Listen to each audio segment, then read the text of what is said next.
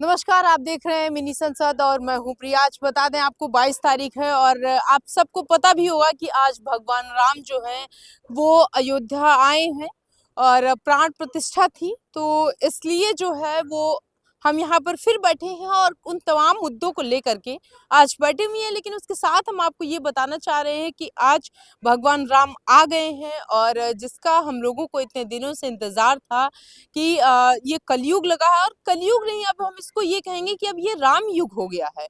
हम अभी तक ये कह रहे थे कि अभी भगवान राम आएंगे, भगवान राम आएंगे। इतने वर्षों से उनका जो इंतजार था वो इंतजार अब खत्म हो गया है और भगवान राम जो है वो अयोध्या में विराजमान हो गए। उन तमाम लोगों को जो कमेंट करके हमसे बहुत सारे सवाल पूछ रहे थे, हम उस पर जाएंगे। उससे पहले हम आपको बता दें कि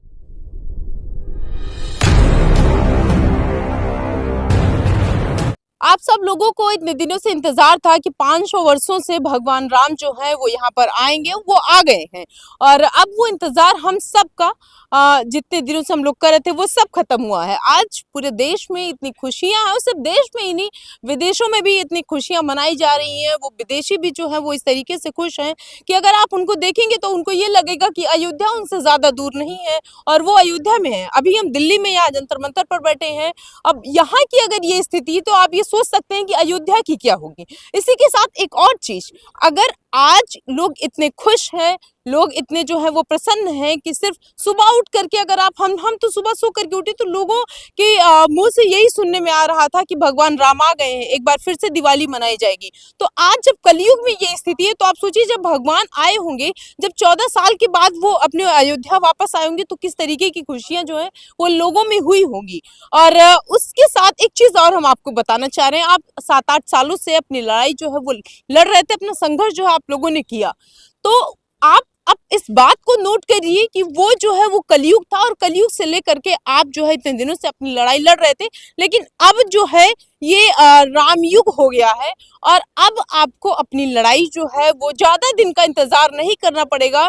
जो उसके परिणाम होंगे वो ज्यादा दिन के लिए नहीं होंगे। उसके साथ हम कमेंट पर आए, क्योंकि बहुत सारे लोग जो है वो सवाल कर रहे थे। तो मुझे लगता है कि जितने दिनों से आप लोग अपनी लड़ाई लड़ रहे थे उसको जो है अब समय आ गया है, ज्यादा दिन नहीं हो गया है। और क्योंकि भगवान राम का जब समय था तभी लोगों को जो है वो ज्यादा दिन का इंतजार नहीं करना पड़ रहा था और लोग जो है उनकी समस्याओं को तुरंत सुना ही जा रहा था। तो उसके साथ ही हम बता दें आपको, बहुत सारे लोगों ने ये कमेंट करके कहा है कि इतने दिनों से हम इंतजार कर रहे थे। उसी के साथ कल हमने ये भी सवाल पूछा था कि आप लोग जो है वो उत्तराखंड वाले, बेसिकली सवाल जो था वो उत्तराखंड के लोगों से था कि उत्तराखंड वालों की जो तैयारियां हैं बेसिकली वो क्या है उन चीजों को लेकर के, और क्या वो यहाँ पर आएंगे कि नहीं आएंगे। तो मैं कुछ ही सेकंड में आपको बताऊंगी कि एक व्यक्ति हैं, शायद वो उत्तराखंड से ही है या कहाँ से, उन्होंने हालांकि ये तो नहीं लिखा लेकिन उन्होंने ये पूरा लिखा है कि हम जो है वो आने की कोशिश कर रहे हैं और वहां पर कहाँ रुकना है। तो जो सवाल थे बेसिकली अब हम पढ़ रहे हैं। यूजर के नाम से हालांकि वो आईडी है, उन्होंने कमेंट लिखा है, प्रिया बेटा जंतर मंतर के पास कोई रुकने की जगह जहाँ फ्रेश होने के लिए सुविधा हो, क्योंकि बहुत सारी समस्याएं लोगों को आती हैं। कोई धर्मशाला होंगे या फिर कोई जो है कोई मीडियम होटल। मतलब देखिए अब पैसे की समस्याएं ही आती हैं, चूंकि आप लोग इतने दिनों से लड़ रहे हैं तो जो मेन समस्या है वो पैसे की आती है। तो इतने दिनों से मीडियम होटल का इन्होंने इसलिए जिक्र किया है क्योंकि हर व्यक्ति जो है वो इतना कैपेबल नहीं हो पाता कि एक दिन में 2 या 3 हजार जो है वो होटल का दे पाए। तो इन्होंने इसलिए मीडियम होटल का जिक्र किया है। और आदि हो, बहुत प्योर इन्होंने हिंदी लिखी है। बेटा जरूर बता दीजिएगा, और बेटा कोई कैप वगैरह लगा लिया करो। अच्छा, कल बेसिकली जो वीडियो जाती है उसमें, कल की वीडियो में या रेयरली कभी ऐसा ही होता है कि कैप वगैरह लगाते हैं, चूंकि ठंडी जो है इसके लिए आपका जो है वो शुक्रिया। ये औरैया यूपी से है, नीचे इन्होंने लिखा है, अशोक यादव नाम है। कैप वगैरह लगा लिया करो, ठंड बहुत ज़्यादा है। और हम लोगों को इस वक्त आपकी और आपके स्टीम की लगभग रोज ही ज़रूरत है। Thank you. देखिए यहाँ पर 2 चीज़ें हैं। पहले हम आपके सवालों का जवाब दे दें। जवाब ये कि अगर इनको रिप्लाई भी शायद टीम की तरफ से गया हुआ है और रिप्लाई में ये कहा गया है कि आप बंगला साहिब गुरुद्वारे में रुक सकते हैं, जंतर मंतर से 300 मीटर दूर है, आरामदायक कमरे बहुत कम कीमत में उपलब्ध हो जाएंगे। तो इससे पहले अशोक जी हम बता दें, और तमाम लोगों को, बेसिकली ये सिर्फ अशोक जी के लिए ही नहीं है, उन तमाम लोगों को जो यहाँ पर ये सोच रहे हैं हम 30 तारीख से आएंगे, कहाँ रहेंगे, तो उनके लिए यहाँ से जो है वो बंगला साहिब गुरुद्वारा है, 300 मीटर है, संस्थान की तरफ से आप लोगों को रिप्लाई में बता दिया गया है। लेकिन उसके बाद भी, और दूसरी ये चीज़ की जो है, अगर आपको हमारी रोज़ ज़रूरत है तो हम रोज़ यहाँ पर खड़े रहेंगे, इसके लिए आप बेफिक्र रहिए यहाँ। और हम रहेंगे, फूलचंद जी रहेंगे, इसके साथ और भी लोग जो हैं वो यहाँ पर आपको मिलेंगे। और आपने मेरी इतनी चिंता की, उसके लिए आपका शुक्रिया। उसके बाद सतीश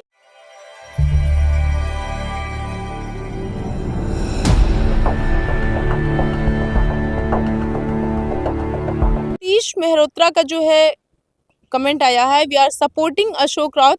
लगातार लोग ये कह रहे हैं अशोक राउत, एंड दूसरा नाम भी लिखा हुआ उसमें, वीरेंद्र सर का नाम लिखा हुआ है, जो लगातार इतने दिनों से लड़ रहे हैं। और आशीष सिंह का कमेंट है, आप बस चैनल को प्रमोट करते हैं, मोदी जी से सवाल करिए काहे नहीं दे रहे हैं पेंशन। बड़ा बढ़िया सवाल है। देखिए, चैनल को प्रमोट करना ना करना ये मेरी जिम्मेदारी नहीं है, और चैनल प्रमोट हो रहा है नहीं हो रहा है, मुझे लगता है इससे आपको मतलब भी नहीं रखना चाहिए। अगर आप रख रहे हैं तो खैर ये अच्छी बात है, आपका परसेप्शन है। और दूसरी बात, हम यहाँ पर इसलिए बैठते हैं कि हम खबरों को आपको बता सके। हो सकता है आशीष सर आप कैपेबल हों खबरों को जानने में, आप 2-4 जगह से खबरें ढूंढ ले रहे हो, और आप पूरी तरीके से सक्षम हो कि अगर यहाँ से मिनी मिनी संसद, दबंग दिल्ली और वॉइस फॉर यू एक और चैनल है, इन तीनों से अगर मुझे नहीं मिल जा रहा है, कोई खबर नहीं मिल पा रही है, तो हम चौथे जगह से ढूंढ लेंगे। लेकिन हम यहाँ पर इसलिए रोज बैठते हैं कि उन तमाम लोगों को जो सिर्फ इस आश में बैठे रहते हैं, जो सिर्फ ये सोचकर बैठे रहते हैं कि 6 बजे के बाद हमको मिनी संसद पर एक खबर आएगी और उस खबर में क्या होगा ये पता चलेगा, उस खबर में क्या होने वाला है ये भी पता चलेगा, कैसे तैयारियां करनी है ये भी पता चलेगी, और हमारी टीम की तरफ से बेसिकली क्या, नैक की तरफ से क्या अगला कदम उठाया जाएगा या क्या उठा लिया गया है ये भी पता चलेगा। तो ये जो है ये चैनल सिर्फ उनके लिए है। अगर आपको ये लगता है, आशीष नाम था, अगर आपको लगता है आशीष सर कि हम जो हैं वो चैनल को प्रमोट कर रहे हैं, तो अगर इससे चैनल को प्रमोट करना कहते हैं, अगर किसी को खबर वहां तक पहुंचाना, किसी को जो है वो अंधेरे में ना रखना, अगर चैनल को प्रमोट करना कहते हैं, तो जी बिल्कुल हम कर रहे हैं। इसके लिए आपका शुक्रिया। आप सबसे अलग जा करके सोचें, और ऐसे ही लोग जो है अगर सोचते रहेंगे तो मुझे लगता है कि यहाँ पर जो बैठ रहे हैं उनके लिए ज़्यादा आसानी होगी। और एक और चीज़, लगातार सवाल ये भी उठाए जा रहे थे कि आप सरकार से सवाल क्यों नहीं करती हैं। तो एक चीज़ आपको बता दें, सवाल जो है वो सबसे होता है, किसी सीएम से होता है, किसी पीएम से, हर व्यक्ति से सवाल होता है। और अगर आपको लगता है कि यहाँ पर आप बैठे थे 30 तारीख, या फिर आपकी टीम जो है यहाँ पर बैठी थी, तो अगर सवाल ये नहीं होता आशीष सर, तो आप इस बात को समझिए कि यहाँ पर जो आप बैठे, इसकी बातें दोबारा वहां सदन तक गई, दोबारा वहां पर जब सेशन चल रहा था तब बातें उठाई गई, तो ये कहाँ से उठा ली जाती। तो मुझे लगता है कि ये बातें जो है ये सबसे की जाती है। हाँ, कुछ लोगों से सवाल जो है वो डायरेक्टली करते हैं, और कुछ लोगों से सवाल इनडायरेक्टली किया जाता है। जैसे हमारे यहाँ पे चुनाव होता है, कोई चुनाव होता है डायरेक्टली होता है, कोई इनडायरेक्टली होता है, अल्टीमेटली होता तो चुनाव ही है ना। तो सवाल हमारा काम है करना, और अल्टीमेटली हम भी सवाल ही करते हैं। अगर हमको किसी दिन, मान लेते हैं किसी दिन कोई व्यक्ति मिल जाता है, तो हम उससे भी सवाल कर लेते हैं। हम उससे इसलिए नहीं चुप हो जाते हैं कि भाई वो जो है वो अपने उच्च पद पर बैठा, उससे सवाल नहीं पूछना है। तमाम बार हमने यहाँ पर आपके जितने भी लोग आए हैं, हमने उनसे सवाल पूछा है। और सवाल सिर्फ ये भी नहीं पूछा कि कब ईपीएस में मिलेगा, सवाल तो हमने आपके अशोक सर से भी पूछा था कि आप इतने दिनों से कुर्सी के लिए बैठे हैं क्या, क्योंकि लोगों का सवाल मेरे पास आ रहा था। तो अगर आपको ये लगता है कि हम चैनल को प्रमोट कर रहे हैं तो धन्यवाद आपका। और लोग, इतने लोग हैं, इतने बुजुर्ग हैं जो हमारे सहारे बैठे हुए हैं, इतने लोग जो हैं वो सोच रहे हैं, समझ रहे हैं, और उन तमाम समस्याओं से लड़ने की कोशिश कर रहे हैं। अगर हम उनके साथ लड़ रहे हैं तो जी हाँ, हम चैनल को प्रमोट कर रहे हैं। और बहुत सारे लोग जो हैं वो ओपीएस के लिए भी कह रहे हैं। तो देखिए, अभी तो नहीं, लेकिन हम कोशिश कर रहे हैं धीरे धीरे कि ओपीएस की खबरें जो हैं वो आप लोगों तक पहुंचाई जाएं। एक अशोक पटेल का एक और कमेंट है, उन्होंने लिखा है, प्रिया जी, मोदी गवर्नमेंट पेंशन, कुछ पेंशन धारो या जो भी कुछ लिख रहे थे, नहीं देगा, मोदी जी की गारंटी। देखिए, गारंटी फिर आप घूम फिर के सर वहीं आ रहे हैं। की गारंटी जो है वो किसी की नहीं होती है, ना होने की भी गारंटी नहीं होती, होने की भी गारंटी नहीं होती।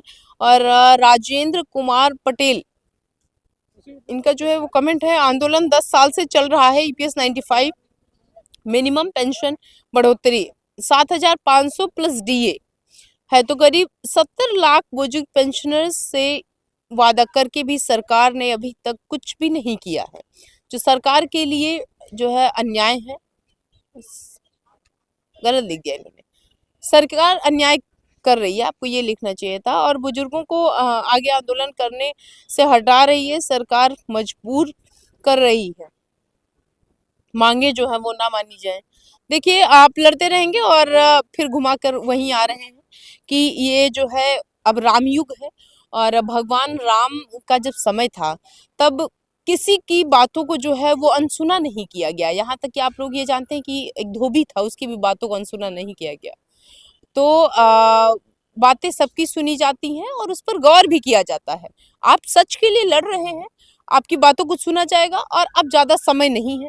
समय दो चीज़ों को, इससे पहले हम कहते थे कि समय नहीं है क्योंकि चुनाव आने वाला है, लेकिन यहाँ पर ये भी हो सकता है कि समय ये नहीं है क्योंकि अब जो है वो भगवान राम विराजमान हो गए हैं।